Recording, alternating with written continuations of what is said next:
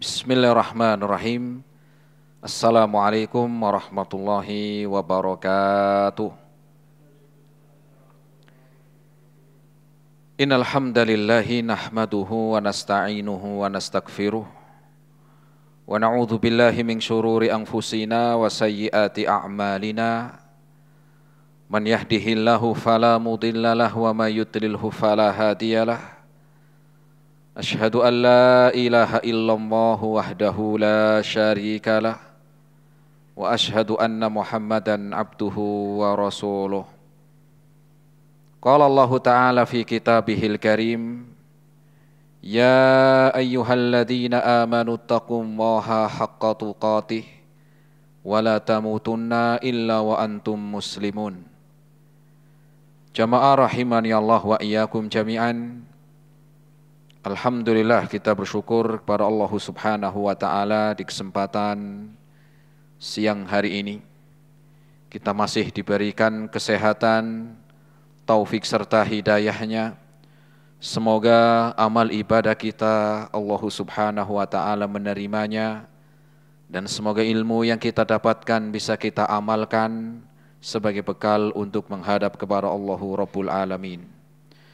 Kemudian salawat dan salam kita sampaikan kepada Nabi Muhammad sallallahu alaihi wasallam beserta keluarganya, para sahabatnya dan umatnya sampai hari kiamat nanti. Jamaah rahimani Allah wa iyyakum jami'an, kita kembali dipertemukan di dalam satu majelis ilmu di Balu Bait TV dengan bahasan dari kitab Al-Wasailul Mufidah lil Hayati Sa'idah. Kembali kita membahas dari satu kutaib atau satu buku ringkas yang ditulis oleh Syekh Abdurrahman Nasir As-Sa'di rahimahullahu ta'ala dengan judul 8 atau nasihat-nasihat berharga untuk meraih kehidupan yang bahagia. Jamaah rahimani Allah wa iyyakum jami'an, kita akan melanjutkan kembali di dalam poin yang ke-6.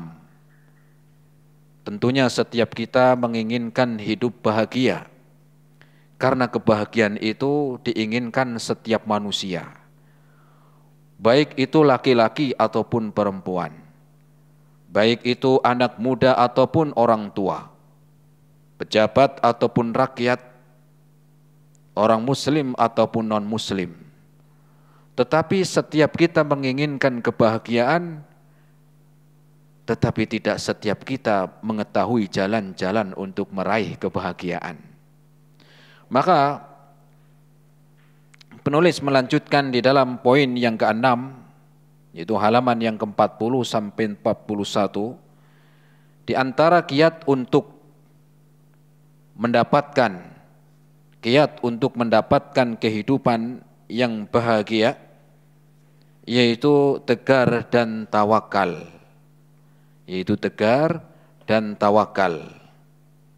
Silakan bisa dibaca kembali. Ke-6, tegar dan tawakal. Tegar dan tawakal.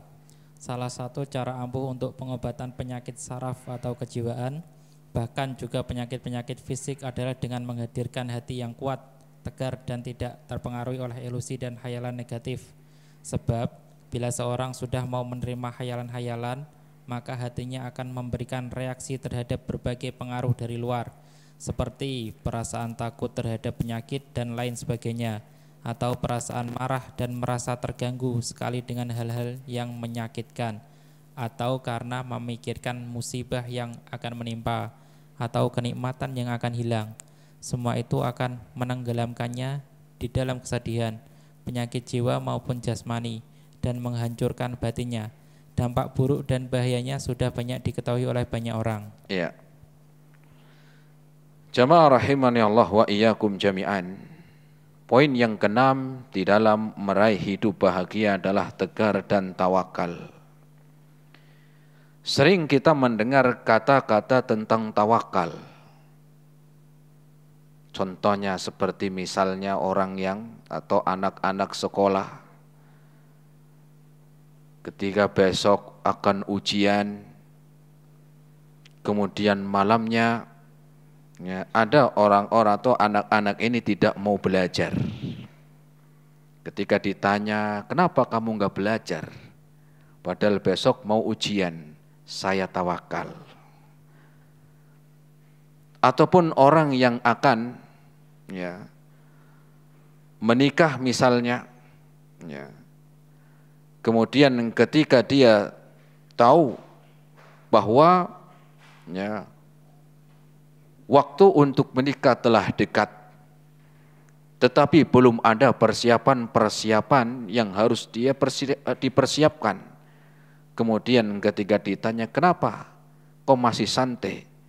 Ya, kemudian jawabannya, saya tawakal aja lah. Apakah yang dimaksud dengan tawakal demikian? Maka jamaah rahimani Allah wa iyyakum jami'an, ya, siang hari ini kita akan mengkaji satu ilmu yang sangat penting di dalam agama kita, mengetahui tentang apa itu tawakal. Kemudian juga ayat-ayat Al-Quran yang memerintahkan agar kita di dalam kehidupan di dunia ini untuk banyak-banyak bertawakal. Dan poin setelahnya diantaranya adalah bagaimana seseorang ya, mengamalkan sikap tawakal menurut agama dan juga buah manis dari seorang yang bertawakal. Adapun yang dimaksud dengan tawakal, sebagaimana disebutkan oleh Al-Imam Ibnu Rajab dalam kitabnya Al-Ulum wal Hikam, beliau mengatakan, sidqul i'timadi ala Allah subhanahu wa ta'ala fi istijlabil masalih wa daf'il madar min umuri dunya wal akhirah. Tawakal sebagaimana disebutkan bahwa menyandarkan hati kepada Allah subhanahu wa ta'ala, menyandarkan hati kepada Allah subhanahu wa ta'ala di dalam mendatangkan maslahat atau kebaikan dan menolak keburukan-keburukan, baik perkara dunia ataupun perkara akhirat. Saya ulangi, tawakal adalah menyandarkan hati kepada Allah subhanahu wa ta'ala di dalam mendatangkan kebaikan-kebaikan atau menolak kemudaratan atau keburukan-keburukan dalam urusan dunia ataupun di dalam urusan akhirat. Ada yang bisa ngulang? Ada yang bisa ngulang jemaah? Ada? Masa nggak ada yang bisa? Jadi apa? Tawakal menyandarkan hati kepada Allah subhanahu wa ta'ala di dalam mendatangkan kebaikan-kebaikan atau menolak kemudaratan, keburukan-keburukan dalam urusan dunia ataupun urusan akhirat.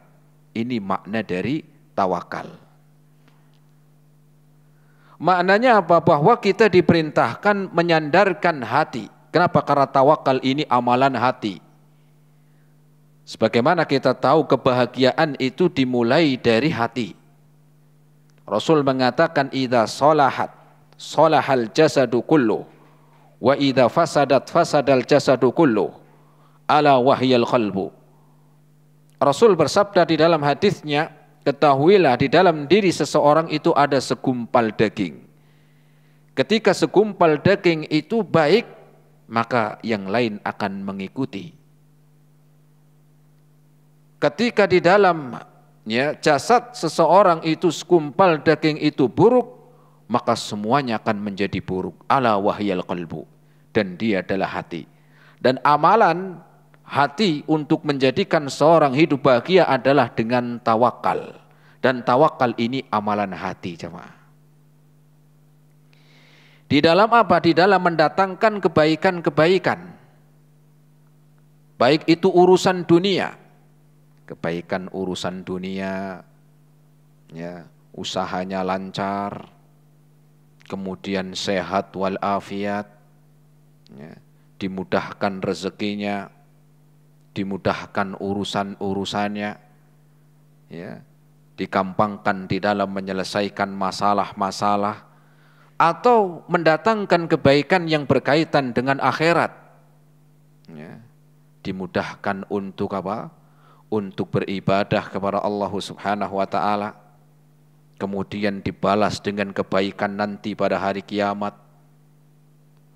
ataupun menolak keburukan-keburukan, menyandarkan hati kepada Allah Subhanahu wa ta'ala di dalam menolak keburukan-keburukan, baik itu dunia, misalnya dunia, ya, sulit di dalam kehidupan, kemudian kesedihan, dan tentunya ya perbuatan-perbuatan yang menjadikan hatinya bersedih, atau juga kesedihan nanti pada hari kiamat.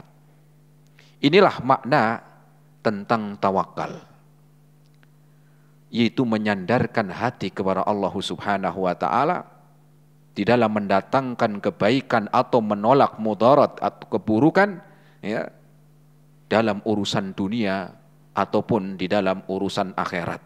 Dan inilah yang Allah banyak di dalam Al-Quran diperintahkan kita untuk banyak-banyak bertawakal dalam dua urusan ini.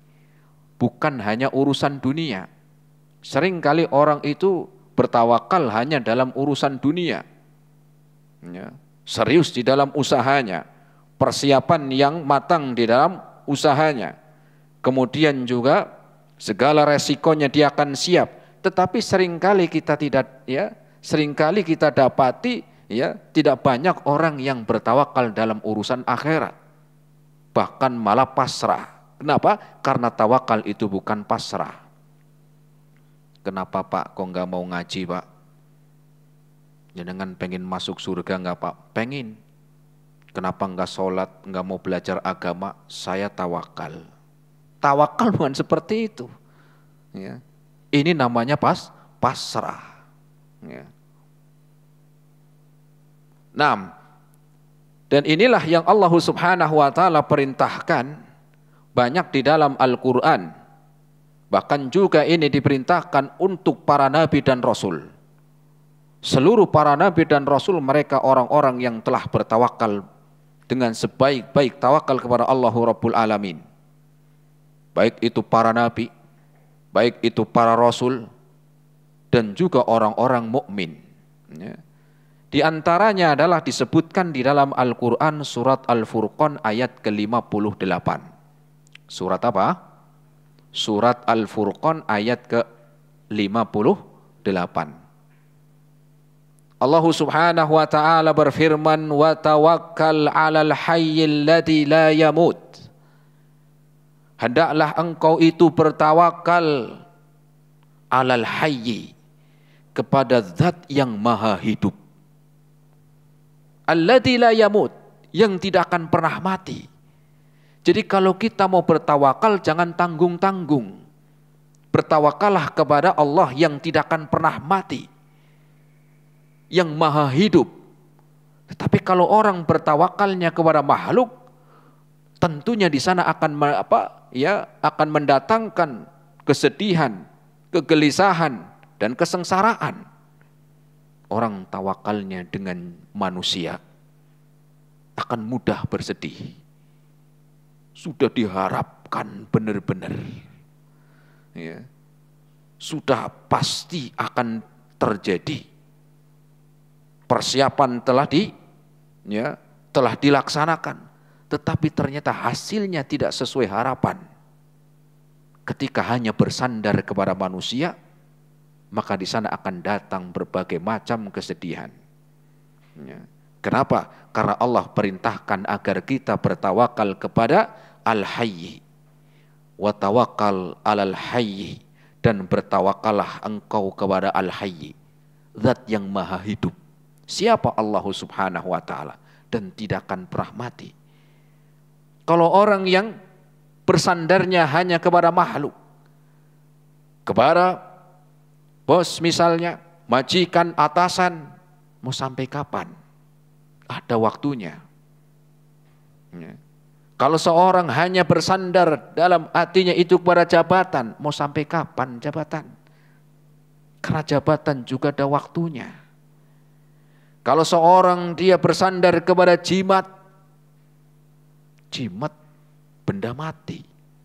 Apa dia bisa memberikan manfaat? Ya, mau sampai kapan? Dan apakah benar kalau yang dia sandarkan itu membawa kebaikan? Ya. Sehingga Allah sebutkan kalau kita mau bersandar diri, bertawakal diri hanya untuk Allah Subhanahu wa taala, enggak tanggung-tanggung maknanya. Allah berfirman wa tawakkal 'alal hayyi alladzi la yamut. Bertawakallah kalian kepada Allah yang maha hidup, yang tidak akan pernah mati, tidak pernah pensiun, tidak pernah hilang dari kekuasaannya.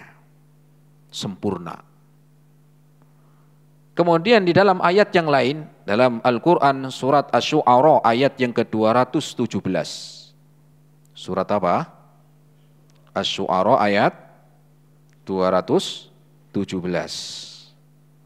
Allah Subhanahu wa taala berfirman wa tawakkal 'alal azizir rahim. Bertawakallah engkau kepada Al-Aziz yang maha mulia. Yang maha mulia dan maha pengasih. Bukan hanya maha mulia tetapi juga maha pengasih. Kalau manusia bersandar dengan orang yang dianggap mulia sebagai sandarannya, sebagai harapan untuk mendapatkan kebaikan atau menolak keburukan, maka manusia pun bukan tempatnya. Kenapa? Karena cepat atau lambat, hari ini ataupun besok, maka ketika manusia bertawakal kepada manusia di dalam bersandarkan hati untuk mendatangkan kebaikan atau menolak keburukan dalam urusan dunia ataupun akhirat, maka manusia ada batasnya. Manusia sangat lemah. Manusia sangat memiliki kekurangan. Betapa banyak manusia-manusia yang kita harapkan untuk membela, untuk bisa menolong, untuk bisa membantu, ternyata harapan itu hilang. Ternyata harapan yang kita harapkan tersebut apa? Ya, hilang di tengah jalan. Hilang tanpa berbekas. Kenapa? Karena bertawakalnya bukan kepada Al-Aziz yang maha mulia dan maha penyayang. Kemudian ayat yang ketiga Allah sebutkan di dalam Al-Quran surat Al-Ma'idah ayat yang ke-11. Allah perintahkan kembali. Wa 'alallahi falyatawakkalil mu'minuna. Bertawakallah engkau kepada Allah Subhanahu wa taala jika engkau adalah benar-benar orang mukmin. Jika engkau adalah orang-orang mukmin, hendaklah engkau bertawakal benar-benar kepada Allah. Ya. Inilah di mana Allah perintahkan para nabi, para rasul, orang-orang mukmin untuk bertawakal. Sehingga apa? Sehingga tidak mudah bagi seseorang ketika telah memiliki ya keimanan, kemudian di antara amalan yang Allah perintahkan untuk kita bertawakal kepada Allah akan tidak mudah terombang-ambing, akan tidak mudah bersedih hati, akan tidak mudah ya sengsara. Kenapa? Karena telah bertawakal kepada Allah. Baik itu dalam urusan dunia, ya, baik itu dalam urusan yang berkaitan dengan ya, kehidupan sehari-hari. Sehingga ya, seseorang ketika menjadikan hatinya itu bertawakal, ini akan mendatangkan kebaikan. Kenapa demikian? Karena kesedihan, jamaah rahimani Allah wa iyyakum jami'an, bahwa kesedihan itu pun muncul mulai dari hati. Sehingga kesedihan yang muncul dari hati Karena ada penyebabnya. Nggak mungkin tahu-tahu orang sedih. Nggak mungkin nggak ada masalah tahu-tahu sengsara. Nggak mungkin apa? Nggak ada apa-apa tahu-tahu galau. Tahu galau. Kalau kata anak muda sekarang galau. Nggak mungkin tahu-tahu hidupnya galau, nggak mungkin. Pasti ada penyebab. Sehingga penyebab inilah bisa ditangkal, bisa bisa dihindari dan bisa ditolak dengan seseorang yang bertawakal kepada Allah Rabbul Alamin. Bagaimana seseorang mendapatkan tawakal? Karena seseorang yang tawakal itu bukan pasrah. Bukan berserah diri dan pasrah. Maknanya bukan demikian. Tetapi tawakal itu adalah pertama setelah dia menyandarkan hati kepada Allah Subhanahu wa taala di dalam mendatangkan kebaikan dan menolak keburukan dalam urusan dunia ataupun urusan akhirat, dia mengambil sebab. Mengambil sebab. Sebab apa? Sebab ini tadi untuk mendatangkan kebaikan-kebaikan atau menolak keburukan-keburukan. Baik urusan dunia ataupun urusan akhirat, dia mengambil sebab. Sebab untuk mendatangkan kebaikan atau menolak keburukan. Dan menyerahkan kepada Allah Subhanahu wa ta'ala ini. Jadi bukan pasrah, ada bentuk usaha dengan mengambil sebab. Orang pengen kaya, maka ada usaha, ada bekerja. Oh itu ada tetangga Ustadz, nggak kerja tapi hartanya banyak. Mungkin dia kerja, mungkin nggak kelihatan aja. Atau mungkin seandainya nggak kerja, warisan. Emang orang tuanya dulu nggak susah payah. Sebagaimana orang yang makan, seandainya di depannya ada hidangan, makanan, kemudian dia tidak mengambil, apakah perut akan kenyang? Kenyang nggak kira-kira? Di depannya ada makanan. Kemudian kalau depannya ada makan, apakah perutnya langsung kenyang? Kan enggak. Ada usaha, ada sebab. Bagaimana sebabnya? Tangan ini gerak. Tangannya gerak untuk mengambil Untuk mengambil makanan. Untuk mengambil minuman, kemudian dia angkat, kemudian dia masukkan kemana? Ke mulutnya. Kemudian sampai di mulut, apa dia diem doang? Enggak kenyang, diem. Nasi sudah sampai di mana? Di mulut, diem aja. Ya enggak bisa. Ada mengunyah, ada merasa sampai lembut dia telan. Ada usaha untuk menelan. Itu makna dari tawakal demikian. Bukan hanya pasrah, tetapi mengambil sebab yang Allah Subhanahu wa ta'ala perintahkan, bukan mengambil sebab yang diharamkan. Saya juga tawakal, ngapain? Saya mau korupsi nih. Itu namanya bukan tawakal. Karena tawakal maknanya mengambil sebab yang disyariatkan. Bukan mengambil sebab yang diharamkan. Saya mau tawakal. Biar apa? Biar cepat naik pangkat. Gimana caranya? Saya menjatuhkan orang lain. Saya menjatuhkan lawan. Nah kayak ini bukan bukan tawakal. Kenapa? Karena jalan yang diambil bukan yang disyariatkan, jemaah. Kemudian jemaah rahimani Allah wa iyyakum jami'an. Bahwa tawakal itu pertama menyandarkan hati hanya kepada Allah di dalam mendatangkan manfaat atau menolak mudarat. Mendatangkan manfaat dan menolak mudarat ini mengambil sebab.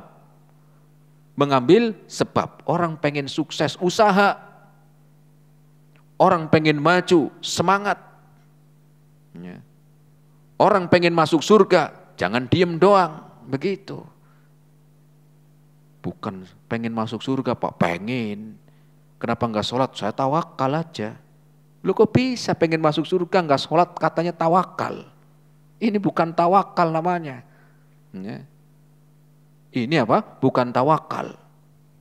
Tetapi pura-pura tawakal.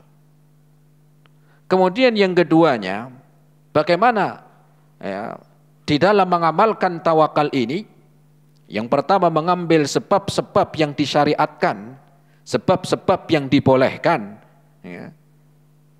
Kemudian yang keduanya, ya, semangat di dalam mengambil sebab. Semangat di dalam mengambil sebab itu. Bukan cuma sekedarnya. Orang kerja pengen bagus, jualan pengen lancar, bagus. Ada, bukan cuma sudah tawakal, sudah buka. Iya sudah buka. Dari jam 8 sampai jam 6 sore. Tetapi bentuk tawakal itu bukan hanya sekedar buka, selesai nongkrong. Tetapi ada usaha. Usaha yang maksimal. Ya. Bagaimana itu? Perhatikan cara pemasarannya. Perhatikan cara pelayanannya. Bukan cuma pemasaran, pelayanannya. Itu bentuk tawakal. Kalau itu makanan, ya, bagaimana ya cara melayani. Bagaimana ketika orang datang, ya, kemudian ketika berinteraksi, bermuamalah. Ini bentuk dari tawakal. Bukan cuma buka toko, bukan cuma buka usaha, tetapi tidak ada jalan maksimal. Maka pelajari untuk apa? Agar lebih baik dan lebih sempurna. Inilah makna tawakal. Betul kita mengambil sebab yang diperbolehkan, yang disyariatkan, kemudian yang keduanya ada semangat di sana. Ya. Saya sudah tawakal usahanya tapi begini. Coba perhatikan, ya. Bukan cuman buka, selesai, duduk, tinggal. Enggak, tetapi bagaimana memikirkan, ya. Memikirkan agar terbaik di dalam usahanya. Kalau sekarang orang usaha misalnya ada lewat online, ada lewat offline, pelayanannya ya bagaimana biar orang itu senang, ya. Misalnya ada orang, Pak mau beli ini, oh ya kalau ramah, ya baik, sopan, orang kan senang. Ya, tadinya mau beli apa? Ya tadinya mau beli dalam keadaan yang apa? Yang berat ketika ngeliat orang yang murah senyum, kemudian juga pelayan yang baik, wah, ya lumayan apa? Kesedihan orang yang mau beli sudah mulai hilang, dikit kan begitu. Ya.